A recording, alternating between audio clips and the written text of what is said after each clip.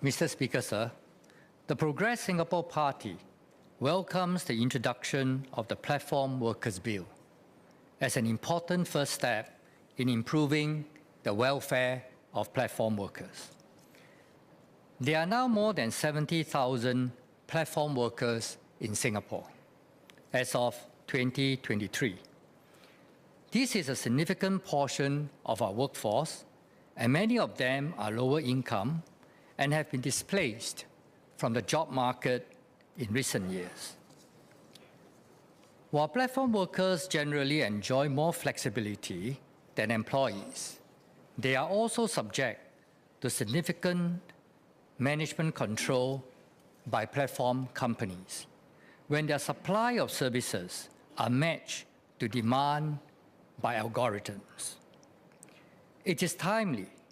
that our legislation is now being updated to create a new class of workers distinct from employees and self-employed persons to protect the rights of platform workers. This bill recognizes the need to ensure equitable pay for our platform workers. We support the change made by the bill to align the CPF contribution rates for platform workers and platform companies to those of regular employees and employers for platform workers born on or after 1st January 1995. This is a step in the right direction, which will ensure that younger platform workers have adequate protections for housing and retirement. The opt-in regime for older platform workers also meets the desire of many older platform workers to opt out of CPF contributions on their earnings in order to maximize their take-home pay. However, in order to ascertain that this change will really benefit the platform workers, we would like to ask the government if it has gotten commitments from the platform companies that they will not reduce incentives or earnings rates for platform workers to offset their increased cost from paying employer CPF contributions. During the COS for MOM in 2023, my colleague, Ms. Hazel Phua, had raised the issue of whether platform workers who opt in to CPF contributions will be discriminated against because they are more costly, and asked whether measures will be put in place to prevent discrimination against those who opt in. At the time, SMS Kopo Kun clarified that platform workers would not be covered under the upcoming workplace fairness legislation, and that it is not in the interest of the companies to discriminate against workers who opt in for CPF, because over time, the bulk of the workers available for platform work will need mandatory CPF. However, PSP is concerned that in the short term, there are insufficient protections to prevent Group A workers who opt in for CPF from being discriminated against. We are disappointed that the bill does not contain provisions to prevent platform companies from discriminating against Group A workers. PSP proposes that MOM should regularly receive reports from the platform companies on the percentage of jobs that are completed by Group A workers, as well as the percentage of Group A workers on their platform. MOM should regularly monitor these data points to ensure that there is no evidence of platforms discriminating against platform workers, who may be more costly because they opt in to CPF contributions. We would like to go further to ask MOM to consider proposing the ultimate safeguard of a minimum base fare per delivery, or ride share, We propose that platform workers can form platform work associations that function similarly to trade unions. A minimum base fare could be negotiated between the platform work associations and platform companies as part of the negotiations on the collective bargaining agreement. The PSP's view is that platform companies and platform work associations should work towards an appropriate minimum base fare calculated with reference to our proposed living wage of $2,250 per month before CPF contributions for 44 hours of work per week. While platform workers are viewed by some as independent contractors, the workers' overall compensation is to a large extent determined by the platform companies. As a result, appropriate policy has to be set to ensure that platform workers are compensated fairly for their services. The 2022 IPF survey, Precarity in Platform Work, a study of private hire, car drivers, and food delivery riders, found that more than 90% of full-time private hire car drivers across all age cohorts were worried that they were no longer able to earn enough money because the financial incentives given by platform companies are increasingly being cut or reduced. Employer CPF should not be another reason for platform companies to reduce incentives for platform workers. Hence, once the CPF contribution regime is implemented in 2025, the government should closely monitor the situation to ensure that platform companies are not reducing incentives or earnings rates for platform workers to offset the higher labor cost that they need to shoulder by paying CPF contributions for platform workers. When deliberating this bill after the first reading, we were of the view that while equitable pay is important, it is also important to ensure the safety of our platform workers is not compromised by the pressure of work. As such, we are glad that one of the key changes made in the bill is that platform companies must now pay compensation to platform workers for work injuries at the same scope and level as employees are entitled. PSP supports these provisions. This is a much better improvement over the voluntary work injury compensation coverages currently provided out of goodwill by platform companies.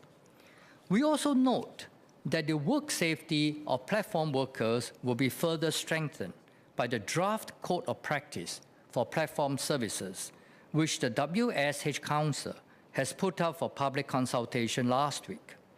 Under Part 4.5.1 of the Code, platform companies should limit the load to be delivered to the capacity of the delivery bag and/or the maximum load weight of the vehicle or active mobility device. PSP supports this as it will better protect platform workers from being exposed to unsafe situations due to excessive loads. However, Part 4.5.2 of the Draft Code of Practice does not address the fact that platform workers may feel pressured into accepting jobs during unsafe weather conditions because the penalties imposed by platform companies on cancellations. The PSP thus proposes that Part 4.5.2 of the Draft Code of Practice should be amended to include that platform companies should remove the penalties for workers who reject or cancel orders during bad weather conditions. Such cancellations or rejection of orders should not be included when rating the platform workers' performance. This is not an extraordinary step because there's at least one major platform company, Deliveroo, that does not penalize riders in this way. We hope the MOM will consider these suggested measures to ensure that this bill and the code of practice will be more effective in ensuring a safer working environment for platform workers. Sir, Mandarin, please. 新加坡前进党对平台员工法案的推出表示欢迎，认为这是改善平台员工福利的重要第一步。截至2023年，新加坡有超过7万名平台员工，是我国劳动力的重要组成部分。其中许多人来自低收入群体，并在近年来因为各种原因被迫退出传统就业市场。虽然平台员工在灵活性方面享有一定优势，但他们的工作安排往往受到平台公司通过电脑算法进行需求匹配的严格管理控制。因此，前进党认为此次立法及时且必要，旨在为平台员工建立一个与普通雇员和自雇人士有所区别的新工作类别，以更好地保障平台员工的权益。关于平台员工的公平薪酬问题，前进党支持法案中提出的改变，将平台员工和平台公司的公积金缴纳率与普通雇员和雇主的缴纳率对齐，适用于1995年1月1日或之后出生的平台员工。前进党认为，这是朝着正确方向迈出的重要一步，有助于确保年轻平台员工在住房和退休方面获得足够保障。同时，年长的平台员工也可自愿选择是否参与公积金缴纳制度，符合许多年长员工的意愿。然而，前进党担忧平台公司可能会通过降低平台员工激励或收入率来抵消增加的公积金成本，并想请问政府是否得到平台公司的承诺，不会通过这些手段影响平台员工的收入，并且前进党建议人力部定期从平台公司获取数据，监测选择缴纳公积金的员工所完成的工作比例，以确保没有出现歧视平台员工的行为。同时，前进党建议设立最低基础费率，由平台工作协会和平台公司协商确定，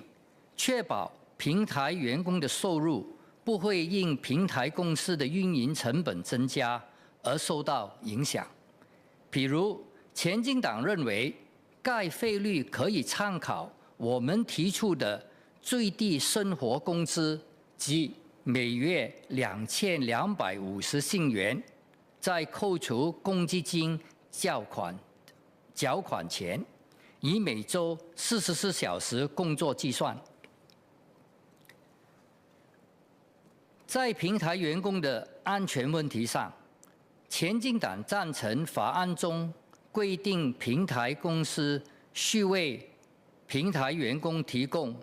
与雇员同等的工伤赔偿，这比目前基于善意提供的自愿赔偿有了显著改进，能够减轻平台员工因工受伤后面临的财务风险，以及在无法工作时的收入损失。此外，前进党也对平台服务实践守则草案表示支持，尤其是守则中的第4.5.1条关于限制配送货物重量的规定，认为这有助于避免平台员工因过重负担而遭遇不安全的工作环境。然而，前进党建议对守则草案的第4.5.2条进行修改。平台员工在恶劣天气下接受订单时，往往面临压力，担心因取消订单而受到平台公司的处罚。前进党主张，平台公司应该取消在恶劣天气下拒绝或取消订单的处罚，并且这些取消不应计入平台员工的接受率或取消率的计算。这一建议参考了像 Deliveroo 这样的主要平台公司，他们已不对平台员工因天气原因取消订单进行处罚。